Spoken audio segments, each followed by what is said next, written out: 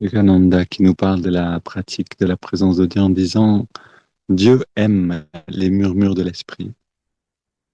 Vous n'êtes jamais trop occupé pour ne pouvoir lui murmurer intérieurement votre dévotion. Il n'existe aucune excuse valable pour ne pas lui parler dans votre cœur. Quand vous avez un vrai besoin, la pensée vous habite sans cesse, quoi que vous fassiez. Vous vous dites, si seulement je pouvais avoir cela, ou si seulement je pouvais faire cela. Ce murmure intérieur est le véritable appel du cœur. Vous pouvez pratiquer ces murmures partout, à tout moment. À force de cette pratique constante, tout finit par s'effacer, sauf Dieu. Alors, encore une fois, Dieu, ici, c'est un mot qui peut rester, qui peut sembler très abstrait, puisque ça ne correspond pas à une expérience humaine connue.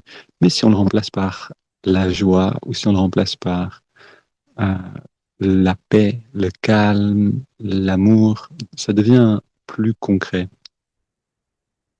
Et, et donc, ce que nous dit Yogananda ici, c'est cette importance, donc le murmure de l'esprit, apprendre, s'entraîner littéralement à murmurer régulièrement. Qu'est-ce qu'il veut dire en disant pour lui murmurer intérieurement notre dévotion? C'est en fait murmurer, c'est-à-dire répéter une phrase, répéter un mantra, une affirmation qui réveille en nous le sentiment qui correspond à ce que nous on appelle Dieu. Donc pour certains, la joie, ce sera parfait. Un sentiment accessible qu'on connaît tous. Pour d'autres, ce sera le calme. Pour d'autres, ce sera l'énergie, la puissance. Quel que soit le visage de Dieu qui nous parle particulièrement, on peut garder ce murmure intérieur de dévotion envers lui. Qu'est-ce que ça veut dire concrètement? Ça veut dire que on peut revenir vers la source en pensant à la source et en retrouvant le goût de la source. Comment goûter à la source? En buvant simplement, en prenant un petit peu d'eau dans la main et en buvant, on a le goût de la source. Et c'est ce qu'on peut faire un petit peu tout le temps. Et Yogananda nous dit en fait, on n'est jamais trop occupé pour ne pouvoir ramener un petit peu de notre énergie, de notre attention vers la source.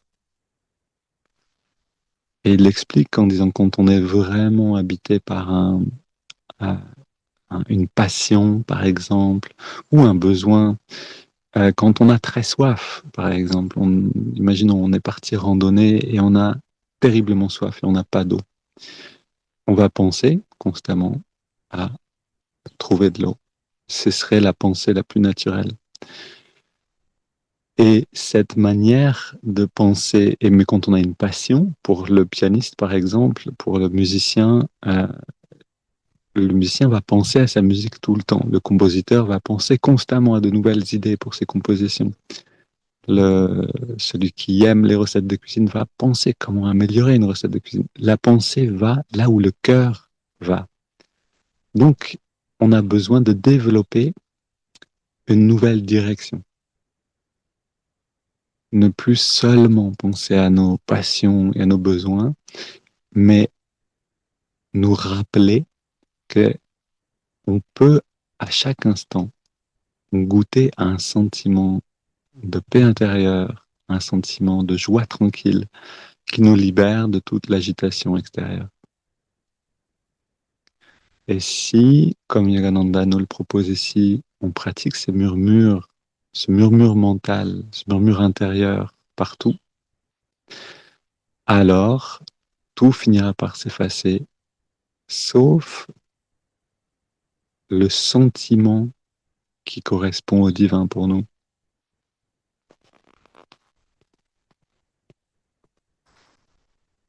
Et on peut le pratiquer à l'instant même, c'est-à-dire, en effet, quelquefois on doit se servir de la pensée, par exemple maintenant, parler, écouter, comprendre. Il y a un processus de la pensée qui est engagé. Donc, en effet, on n'est pas complètement libre si on veut continuer ici de parler, écouter, comprendre. Euh, on a une partie de notre énergie qui est engagée. Et pourtant, en même temps, notre conscience est libre de choisir le sentiment dont elle va faire l'expérience.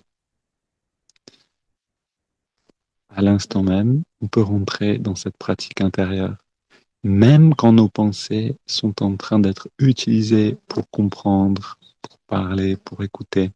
Quelque chose en nous peut décider de garder un fond d'écran divin, littéralement.